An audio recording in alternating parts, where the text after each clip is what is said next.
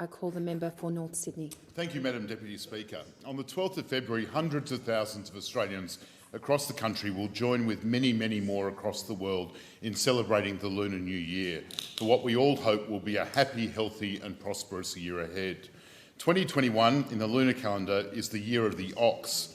Oxes are known for their diligence, dependability, strength and determination, all traits that we aspire to in this parliament, I hope.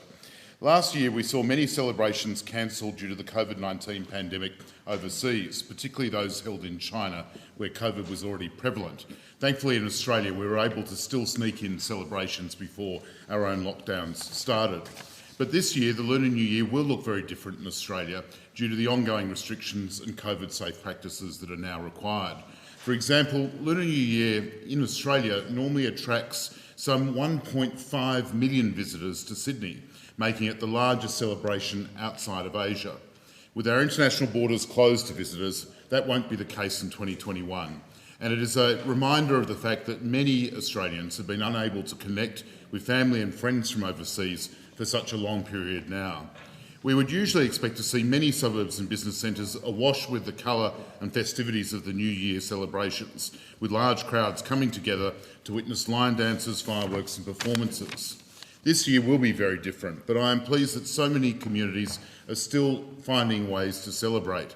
In my own electorate, Willoughby City Council will be holding a series of COVID-safe events in Chatswood. During the festival, which will last from the 3rd to the 28th of February, Chatswood will be home to a comedy festival, a celebratory concert, an exhibition from amazing Chinese-Australian artists, and the transformation of Chatswood Mall into an Asian-style market with stalls selling flowers, lucky bamboo, decorations and delicious New Year delicacies.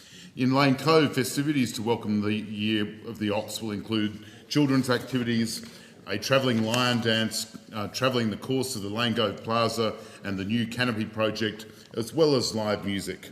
I look forward to also marking the Lunar New Year at a lunch I'm hosting with the North Sydney Chinese Community Forum, which I established a year ago to bring together community leaders and local businesses.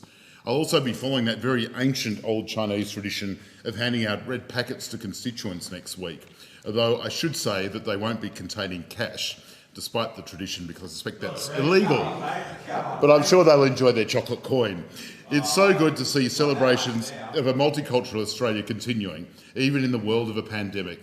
And it's a poignant reminder of the incredible contribution that is being made to Australia by those who have migrated to our shores.